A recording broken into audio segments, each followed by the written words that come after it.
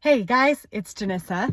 I've done this video a couple times and I just keep getting interrupted. So I'm in my secret office right now doing this video.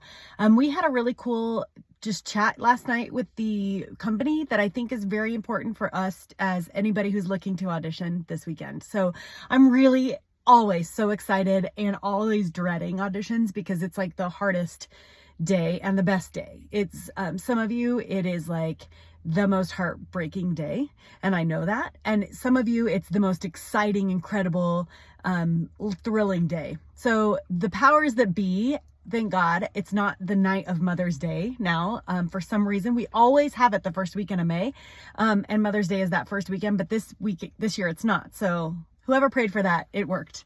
I always want to, I just have three thoughts. So one of them is my job with my son is, I have three things that I always tell him that my job is to love him, protect him, and show him the ways and teach him the ways. And my job is not to make him happy.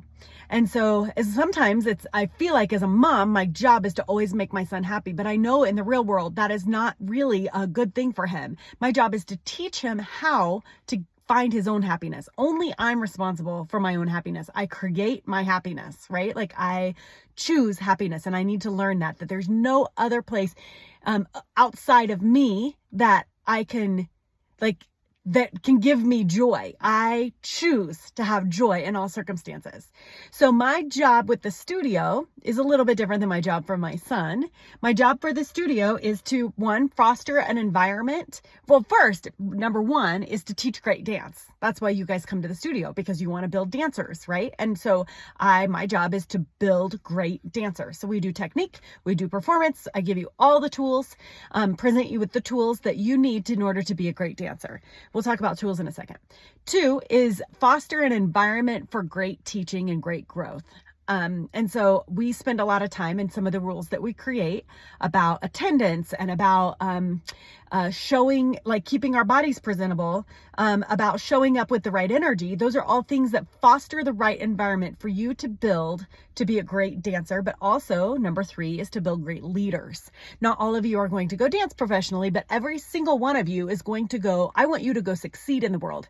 There's a statistic that I say all the time, only 1% of people make it their dreams come true.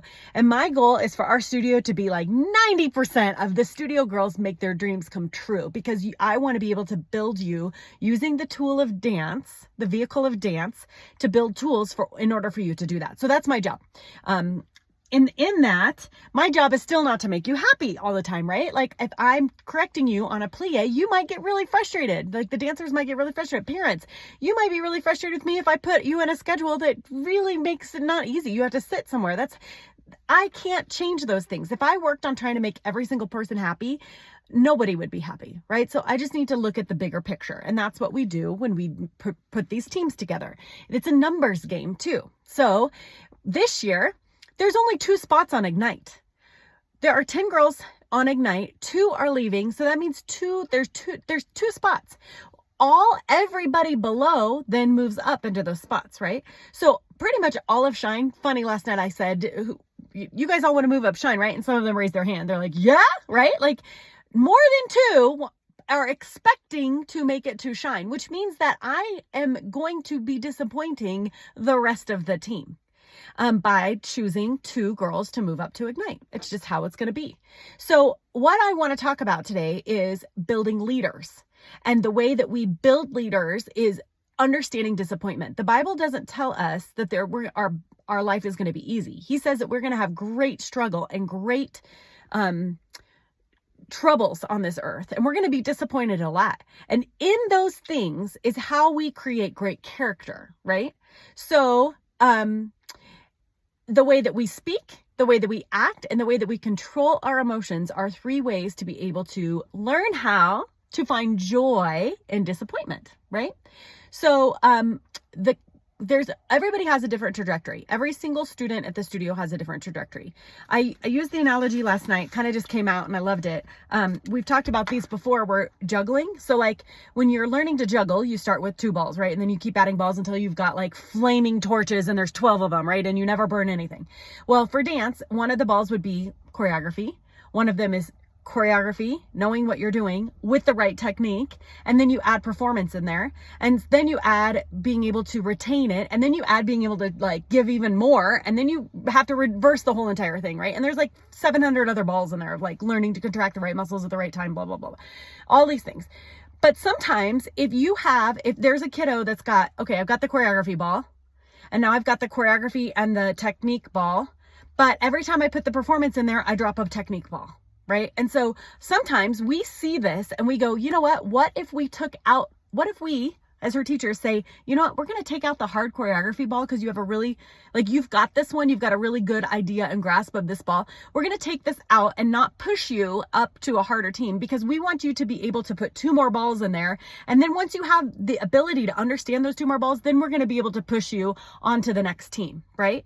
I also don't want to put kids in a position where they will struggle in there when everyone else is in the push and so like, yeah, sometimes kids need that. Absolutely. And so there's certain places for that, but sometimes we look at the whole dynamic of the team. If that person always gets their feelings hurt or frustrated or can't keep up on timings, and the rest of the team is going, the rest of the team is so frustrated with that person. And then that causes anxiety for that person.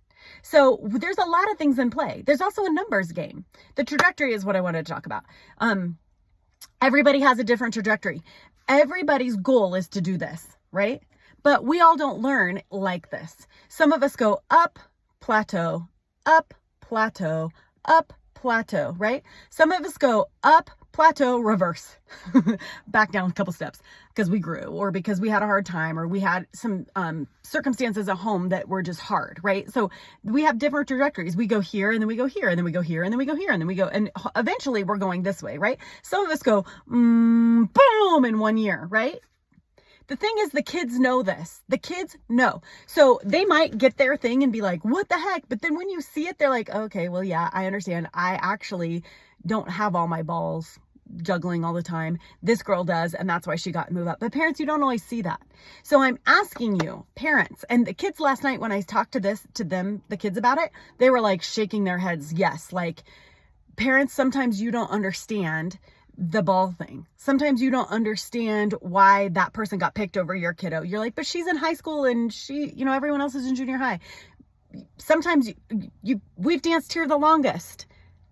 There's some things that you don't see.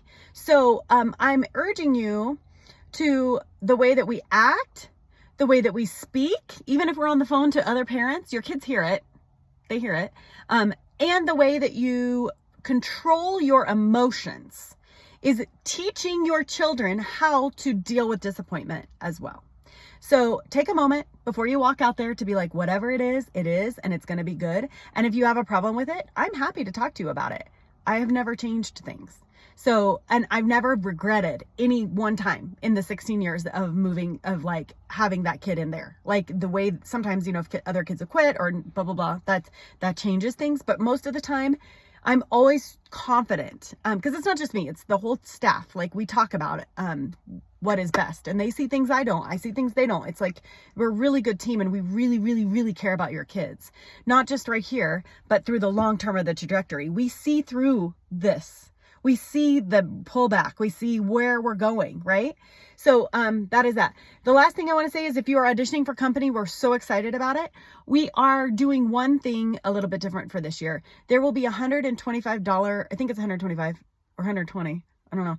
I think it's $125 deposit, cash or check. Cash would be the best. I mean, check would be the best because we can hold on to it.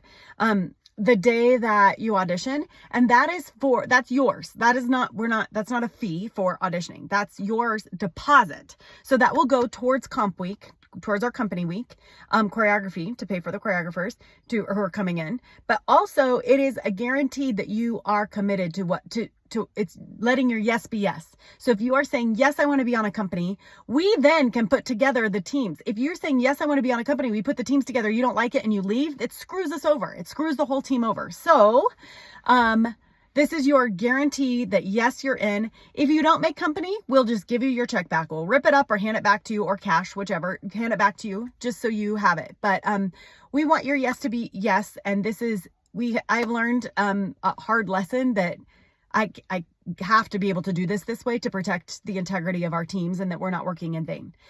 If you are auditioning for performance team, wear all black, come in all black, come ready to go, warm up before you get there. We're going to start right away at the bar. So you can wear all black, just have your hair up. And you also are committing to a team when you show up. This is not a audition just to see if you're going to make it or not. If you're coming to the audition and you're placed on a team, please, you're required to stay on the team, because I have to call people and tell them, sorry, you didn't make a team. We're giving the spot to you. And then if you leave, then that leaves a spot open for the whole team.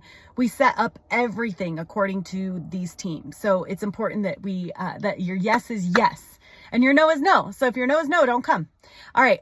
Super excited about what we're about to do. And thank you for this 10-minute message. Hope it was inspiring at least. All right. Love you.